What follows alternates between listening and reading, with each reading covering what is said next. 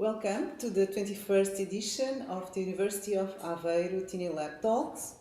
Today the topic of our talk is Digital Archives, Challenges and Future Perspectives.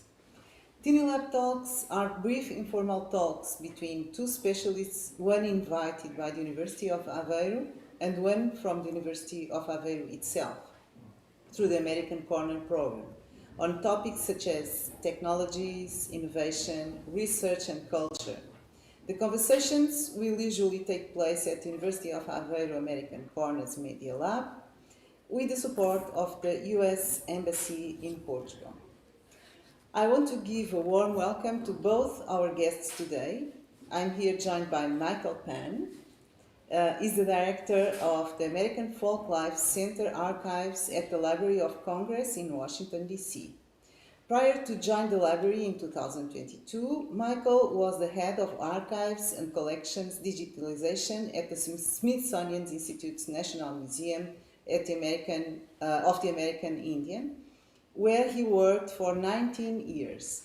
Michael has a BA in Anthropology from the University of Pittsburgh and an MLS from the University of Maryland, College Park. Welcome, Michael. Thank you for being with us. I'd like to introduce also Cristina Cortês. She's the director of the Library, Document Management and Museology Services at our university. And since 1994, she has been working at the University of Aveiro in the library. Her performance duties include the tasks and skills necessary to support the areas of the library, as well as digital resources and user support. She was involved in several projects that we can highlight the following: migration of the ILS Aleph to Koha and customization of the open source platform Collective Access. Cristina Cortês has a PhD in Information and Communication in Digital Platforms from the University of Aveiro and University of Porto, and a postgraduate in Information Sciences and Documentation at University Fernando Pessoa. She holds a graduation degree in Documentation and Archivistic from the University of Aveiro. Also, she is a researcher and belongs to the research unit INET-md, the Institute of Ethnomusicology, Research Center of Music and Dance, the branch of the University of Aveiro. And I'm Susana Sardo. I'm an associate professor of ethnomusicology at the University of Aveiro, visiting professor also at Go University, and I'm pretty much connected with research on archives also. So, welcome you both, and in the actual, I'll start with the first question to Michael, and then also to Cristina.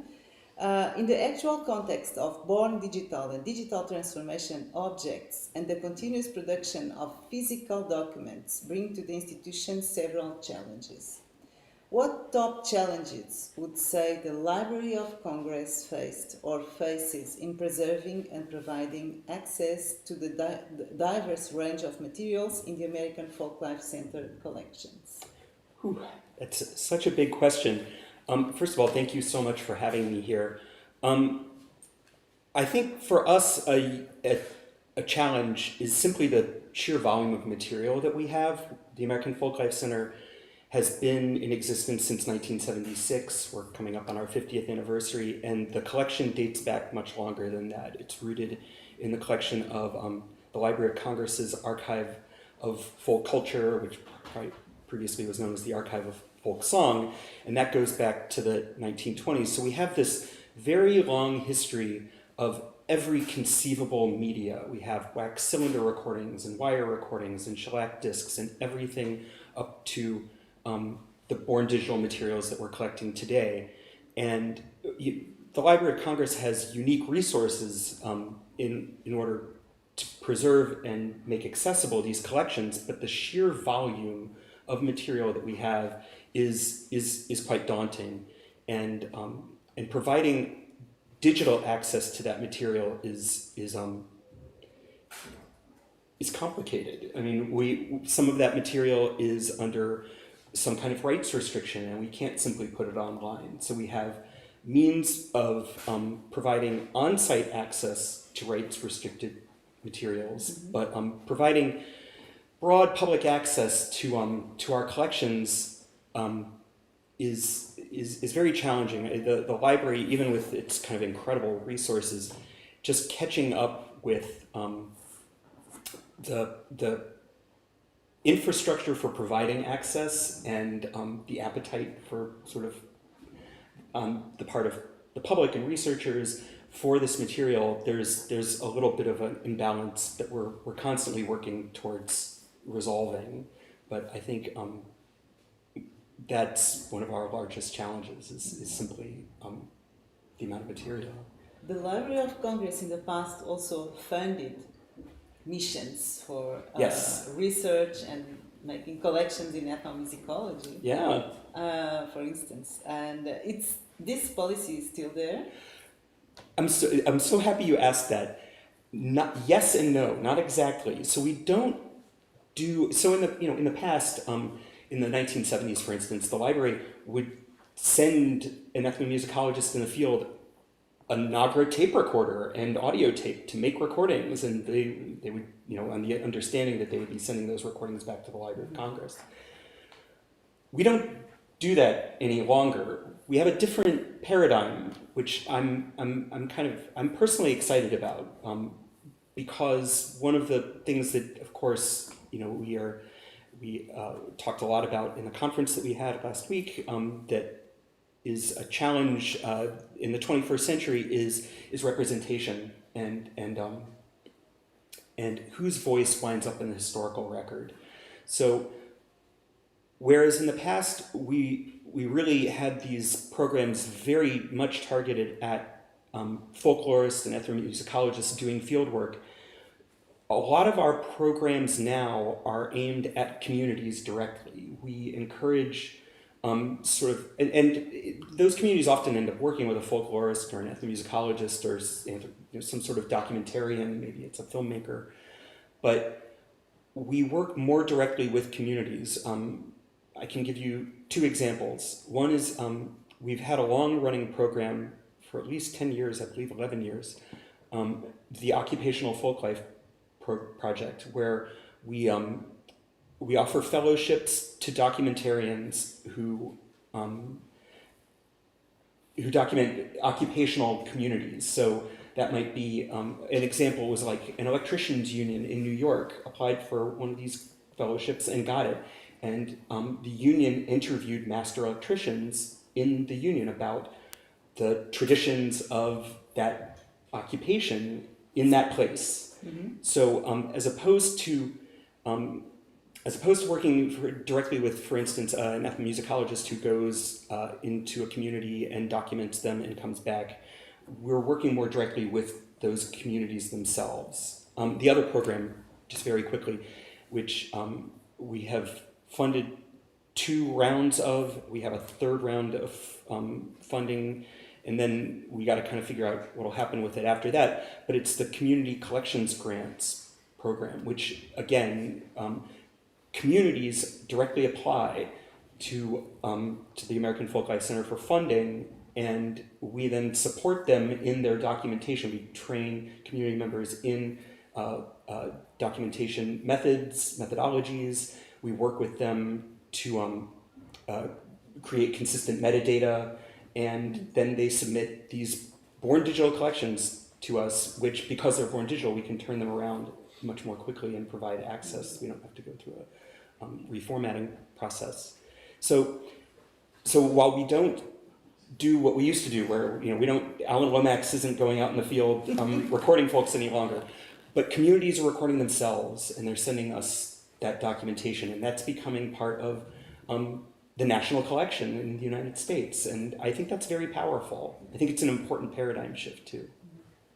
Well, thank you. Yes, Alan Lomax was a very unique paradigm of someone who was funded by a library to make the kind of pilgrimage through the world and collect musics from different parts of the world. Right, but if not from Portugal. No, and for all of the wonderful things that Alan Lomax did, I'll say Alan Lomax decided who he was going to record, and he described them the way he understood them. Yeah. And he was making value judgments, he was making descriptions based on his interpretation. And we've just learned that there's a lot of innate bias that people bring, that it's incumbent upon us as an institution to give voice to communities to speak for themselves. Yeah, but this was the past. Yes, exactly. I mean, now we we've have learned... these open access policies, and I'd like to ask Cristina Cortês, how is the University of Aveiro and the library of the University of Aveiro dealing with this process of...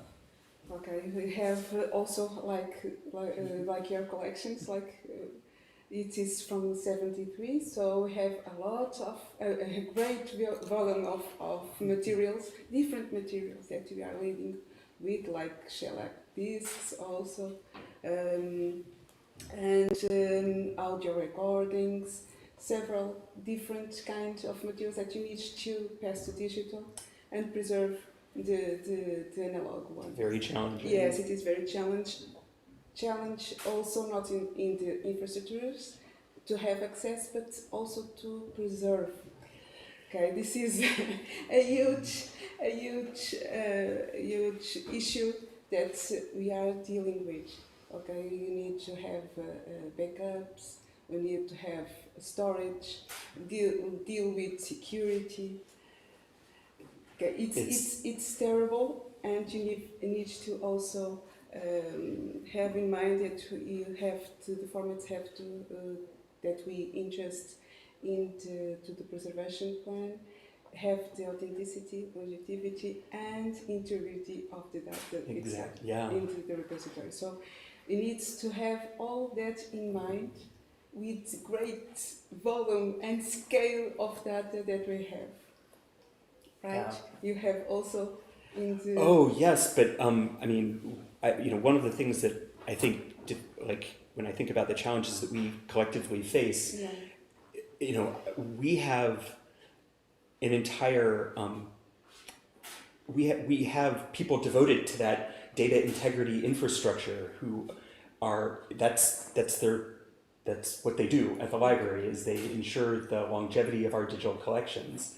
You are dealing with that in a much more direct way than I do as the Director of Archives at the American Folklife Center. As I know that you are you're much closer to those practical questions. Yes. You actually, university is dealing with the preparation of a digital preservation plan strategy.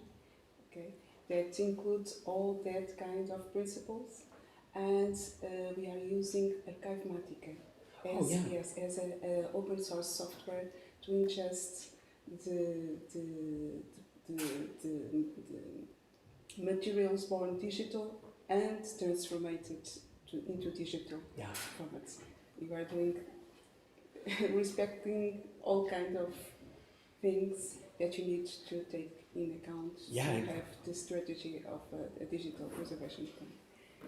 It's not easy. No, it's not easy. And dealing with also ethical considerations, access to rights, and all kinds of issues that you have in mind, providing access, some conditional ones that we can't have a public access to. Right. It's in your case also. Oh yes, I mean we have so many reasons why we might limit access to something. It may be under copyright and we could put it online. It may be that there's a donor restriction. The folklorist or anthropologist who made the recordings for a variety of reasons may want to restrict access for a certain period of time. We generally try to steer people away from that, but we have legacy collections that have some of those limitations. And then there are the ethical concerns. Yes. And that's really where a lot of our energy has been. I'm sure a lot of your energy has been too. It's where it's a whole set of obligations that I think libraries and archives and museums didn't fully understand the complexity of those ethical commitments before. And I think it's becoming increasingly clear how complicated that is, and how our credibility is tied up in that. Yes. Well, being an archivist today is completely different from the past. And when we speak about sound sources, for instance,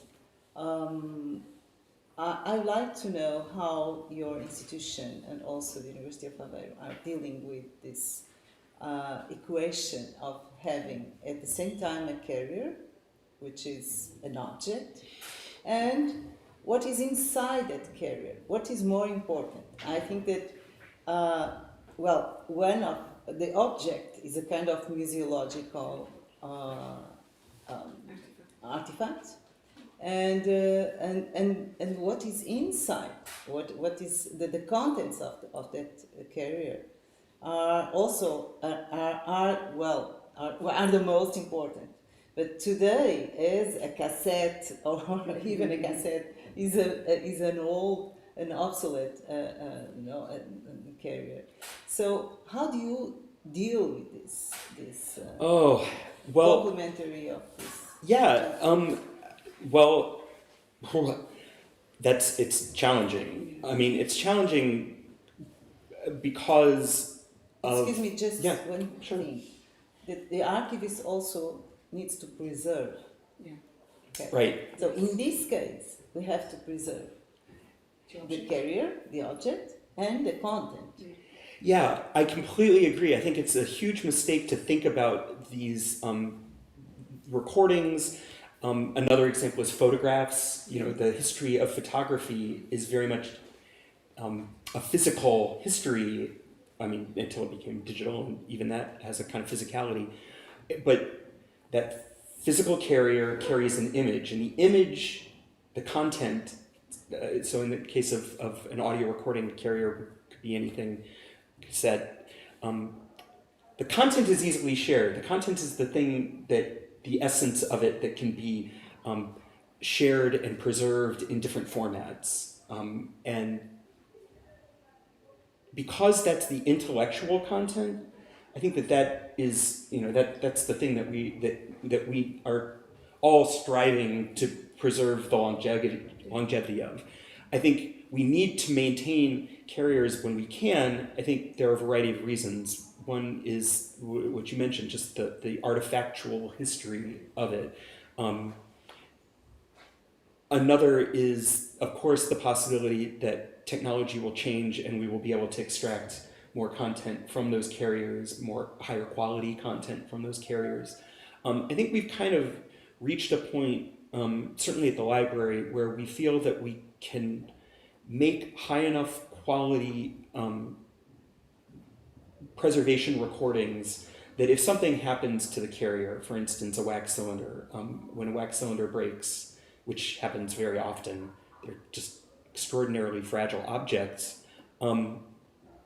there are tools that can be used to extract content from broken wax cylinders or shellac discs that have the surface is broken. Those tools are fabulously expensive, and very few institutions have the resources for them, and they also are extraordinarily time consuming. When you talk about the volume of content that we have, it's not practical to do it in this sort of boutique, one at a time way. So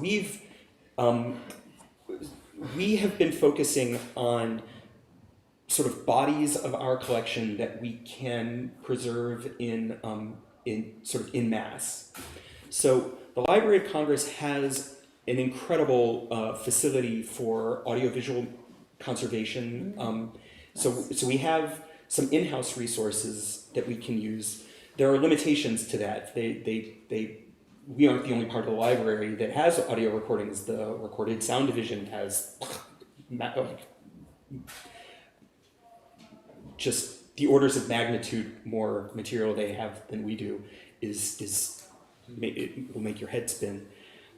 so they have they're committed to other things, other parts of the library too, and we still know that we have this kind of ticking clock. There's a challenge with analog materials, which is that the carriers themselves are losing their viability. They're deteriorating. The machines that play the recordings are fewer and they aren't being made. There are fewer and fewer of them. The people who know how to operate those machines are, we have programs where we're training people, but there aren't many of those programs. That's kind of a boutique thing in and of itself.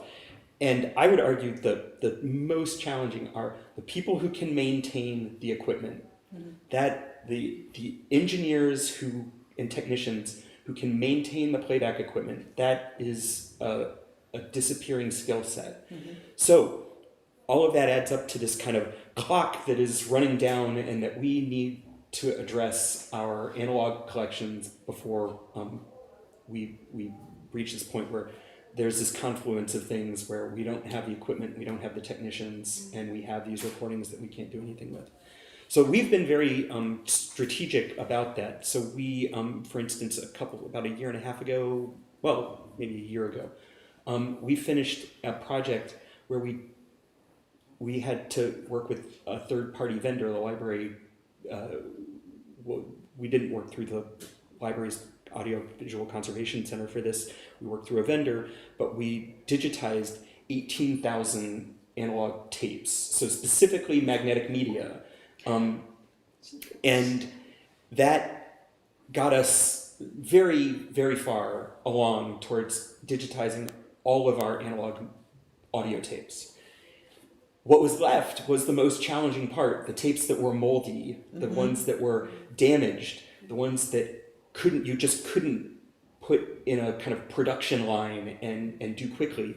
So now we're working on a project to send to a specialized vendor, because again, the library, moldy tapes are something that the library won't work with, because when you run a moldy tape through a tape machine, you have to clean it every time. You can't, you put everything else you would put in that machine, you put at risk of exposing to mold.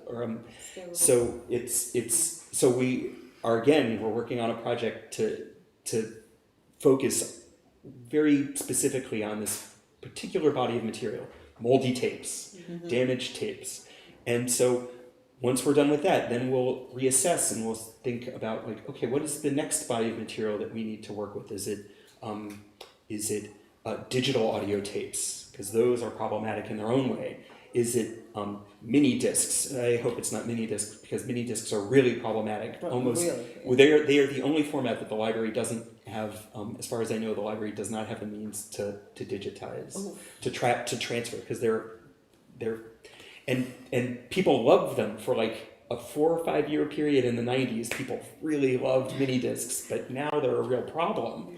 So it may be that that's what we choose to focus on. I don't know, is this the same kind of strategy that you employ? Yes. No, we have not, nowadays we don't have the equipment right here in the library to pass the tapes, only shellac discs. Okay, but we are dealing with to have a laboratory to do right here in the library, the transformation of the end access. And I feel you just okay, moldy, no, please don't, because it will pass to the other ones. Exactly. You know, it's terrible. So you need to have a different machine to read that kind of tape. And in fact, the archivist needs to have all kind of skills, including that ones, right? Yes. And be up to date to all technology and all formats. It is a range of skills that the archivist needs to have. Very much so. Yeah. But to go back to sort of how you originally framed the question about the carriers versus the content, I think that moldy tapes are an example of something where it's dangerous to, maybe dangerous is too strong a word, but I think it's kind of crippling to be too precious about the carriers. It's like, okay, we need to digitize this content, but moldy tapes, at some point, if we can't figure out how to clean them and store them in an isolated way so that they don't put other collections at risk, then we're going to have to dispose of those tapes, and we can't be too sentimental about that. If we've captured the content and the tape is not just damaged but poses a risk to other collections, we can't keep it. But you know, that's It's not easy. it's not easy. Decision. That's a difficult Yeah. thing to reconcile as someone who's in the business of keeping things forever. Yeah.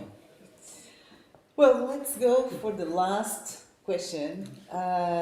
What is your opinion on the fact of introducing artificial intelligence into the archives practices? Oh, I thought this question was so interesting. I'm so excited to hear what you have to say about this. I had not thought about this much until this question was posed to me. So I work in a very specific domain. I mean, you and I work in a part of academia that's about human beings, and it's about human expression and the diversity and nuances and subtleties of human expression and the transmission of culture. And I'd like to think that artificial intelligence is you know, it's funny. I was just saying that you can't be too precious about these recordings, but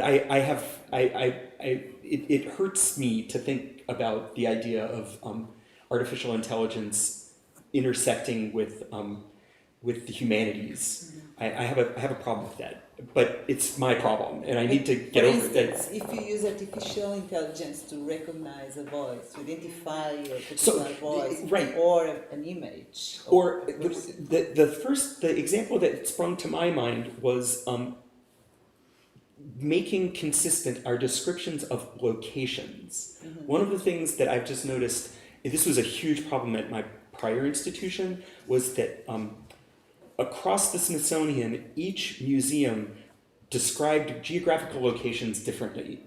Some used geolocation, some used names that were standardized from the United States Geological Service survey list of place names. Some used just the names that they thought of. Mm-hmm. And there wasn't consistency within these collections, let alone across the collections. And the library, I think, in many of the collections, we probably face a really similar challenge. So artificial intelligence seems like a tool that could be applied towards making comprehensible where all of, like, in a consistent way, where all of these collections came from, where these recordings were made, where these photographs were taken.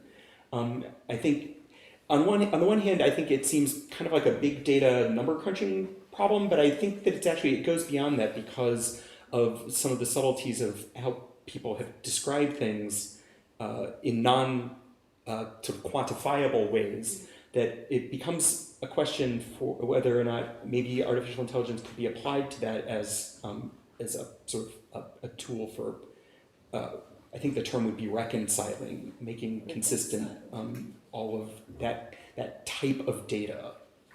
So I'm curious what you think. And you? Okay, you had a little experience with artificial intelligence right here in the library. We transcribed all the program of 38 days with artificial intelligence. All of that was transcribed by that program. But transcribed how? It was 3810 was yes, a it was television program of the University of Aveiro and the in the past. Yes, yeah. and the program transcribed into a text everything that was said in the program. Everything, however, we needed to pass a human eye. Okay, you don't have. It's not only you can trust the artificial intelligence itself. Okay, that doesn't replace the human. Okay, just help it. Okay, it was helped. It was a huge volume of information of episodes that were written and findable information inside. Okay, it was impossible in 3 days of that program is passing through all that kind of technology to have transcribe it to programs that all of that kind of programs. So it was helpful, but doesn't replace the validation, the curation of the human. Okay. And we are also addressing with the photography. Okay, just recognizing some people that are from the university with 2 positions, in front and left, and this program, this artificial intelligence, will say that who is that person in that photo. Okay, the other ones need help of humans. It's not only the machine. The other thing that I think, part of what you made me think of when you were describing that really interesting project is, one of the things that I think a lot of people know is a potential issue with artificial intelligence are the biases of the data sets that the artificial intelligence sort of is trained on. The way that a lot of these programs, these scripts work is that they are fed some massive data set which trains them on, for instance, a vocabulary or a set of faces to recognize. When I think about our collections and the shortcomings of applying artificial intelligence to them, one of the things that I think of are the diverse communities that are represented in our collections and the names and the people's names, place names, the names of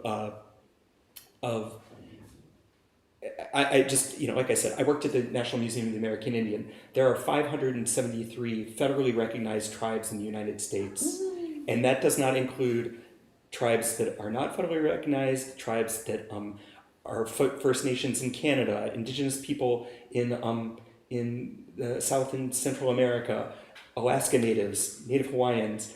All of these people have different languages, they have different names, it's going to be very challenging. I mean, it's very challenging to have optical character recognition when you run a printed page, typewritten printed page through optical character recognition.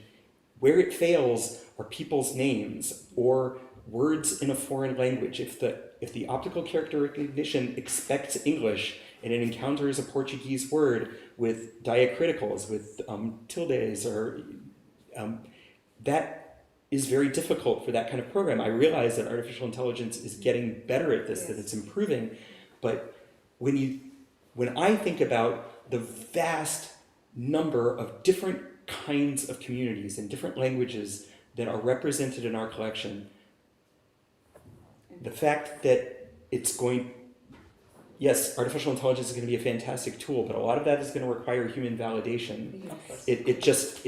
It doesn't replace it, and so it's another tool in our toolbox, yes, which is great, yeah, but it isn't like some magic that's going to make these collections instantly available in a way that they were in. I think we all agree with this, and I hope the future gives us right.